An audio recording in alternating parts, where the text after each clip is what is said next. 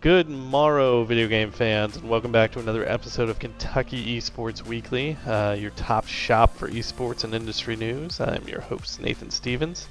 Glad you have returned. We love you. Almost as much as we love quick hitters, so we better get those going.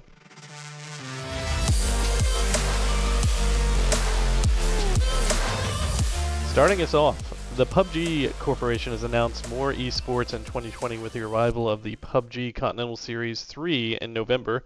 PCS3 will have 4 regional tournaments that span North America, Europe, Asia Pacific, and Asia.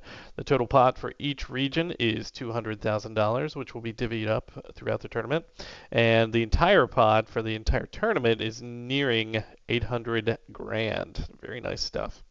In addition to the PCS3 announcement, the PCS2 grand finale schedule has also been announced. North America starts in late August, runs through mid-September, as you can see on the screen there. Europe follows the same suit, as does Asia Pacific and Asia. Looks like it's going to be a busy end of August and into mid-September. Lots of PUBG tournaments happening around the world as esports continues to thrive in this terrible pandemic. But moving on to another esports success story. ESL and DreamHack enter into a 3-year deal with Brazil's top media outlets Globo and Omelette. I'm hoping I'm pronouncing Omelette right. The deal aims to bring Counter-Strike Global Offensive to Globo and Omelette. If you don't know much about Globo, it connects with 99.6% of Brazil's television viewing population and 85% of the country's internet population. The deal will bring the ESL Pro CSGO tournament to Brazil, and it will be broadcast in Portuguese, which is a huge part of the partnership. And that, sweet folks, is another esports partnership sewn and a quick hitters wrapped. For the other side of the video game industry coin, here is industry news. Hi, I'm Tyler Ralston, and for this week, due to scheduling issues with my co-host Haley, I am joined by Morgan Mulberry to bring you this week's industry news. And our first story centers on Hitman 3. During Sony's State of Play event back in June, the next continuation of the Hitman franchise, Hitman 3, was revealed. According to all details known so far, Hitman 3 will maintain the core design themes of this World of Assassination trilogy, with large open environments featuring numerous interactable objects and non-playable characters for Agent 47 to exploit for their advantage. Such features provide a wide range of possible scenarios that can either bring the player closer to their goal or perhaps result in more attention than they bargained for. However, this newest announcement has brought some very interesting new features. Hitman 3 will also be receiving support for PlayStation VR, which is shown off in their new teaser trailer. While the trailer starts off in the expected third-person perspective, when Agent 47 reaches a table where 2 guests are having a conversation, the perspective switches to first person as the player moves to locate their target. With this unknown man currently in the bathroom facing away from the player, the garrote wire is drawn and thrown over the victim's head as the trailer cuts to black. The splash page reveals that the entire World of Assassination trilogy will become available in a VR experience and an expected release date for Hitman 3 in January of 2021 for Xbox One, Xbox Series X, PlayStation 4, PlayStation 5, PC, and Google Stadia. Next, we have from the developers of Absu brings you their next glorious project, the Pathless. Creative director Matt Nava states, "The Pathless is all about finding your way forward.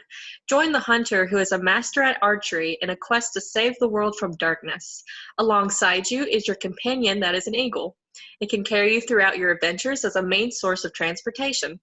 As you are battling enemies, the developers made that so you may not have a game over. As they said, this would be an immersion breaking for the player. The Pathless doesn't have an official date yet, but is expected to be released later this year on PC and other consoles." Next, Rocksteady Studios started their action-adventure Batman game series with Arkham Asylum back in 2009, followed by Arkham City and later Arkham Knight, with a prequel being developed by WB Montreal named Arkham Origins. With Arkham Knight's conclusion in 2015, the series has been mostly silent on any continuations or other stories within that universe. However, on August 7th, the Rocksteady Studios Twitter account tweeted an image titled Target Locked, featuring Superman facing away from the viewer with a stylized crosshair over his head reading Suicide Squad. The colors of the image are dull and muted, with Superman appearing more foreboding and perhaps evil. This teaser also confirms earlier rumors that appeared online involving the likelihood of a Suicide Squad game being developed after the website domain for Suicide Squad Kills the Justice League.com was registered by the studio. Such a premise definitely fits a Suicide Squad centric game and would be a new step away from being the hero facing an arrangement of supervillains. And it also falls in line with the continuing interest Warner Brothers has had in the villains of the DC universe with movies such as Birds of Prey or the eventual reboot of the Suicide Squad movie. The final bit of information we have is the text, including a date of August 22nd and a hashtag for the upcoming DC Fandome. So it appears we will be getting more details during that event. And next, we have from Microsoft announced that Xbox Game Pass will be available on mobile phones on September 15th in collaboration with Project X Cloud. Gamers will be able to enjoy games that players experience on their own consoles. This subscription service will only be available on Android devices, but will eventually be available to iOS users. Doom Eternal is getting its first DLC expansion, and it's not going to be a one-shot story of Rampage. On August 7th, Jeff Keighley put out a tweet that announced the world premiere of Doom Eternal: The Ancient Gods, which is set to be shown at a Gamescom opening night live event on August 27th. Other than this teaser, there isn't much information to go on, but with it being subtitled as a Part 1 campaign expansion, it is clear that the story will continue from the base game and beyond this first DLC. It would seem the Demon Slayer has some unfinished business, and going by the short trailer that was also released, it seems the Demon Horde have perhaps gained new, even heavenly powers that threaten all I have created, says the narrator's voice, which sounds almost like the AI assistant Vega. For now, we will have to wait until August 27th to know more. In related news, Bethesda announces PS4 and Xbox One players don't need to worry about getting the updated version of the games, as they will be available for free. Bethesda also stated they are working on getting backwards compatibility on the consoles at its launch. Not much more information is given regarding the release dates, but will be expected to be released early next year. And that's all we have for this week's industry news. This has been Tyler Ralston. And Morgan Mulberry. And now we go back to Nathan.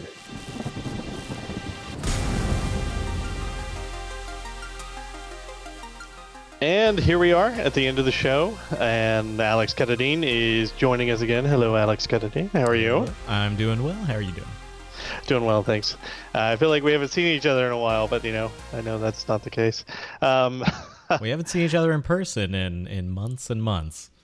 It has been a while, absolutely. We're going to have to rectify that probably in the coming weeks. But until then, what's going on campus? What's happening?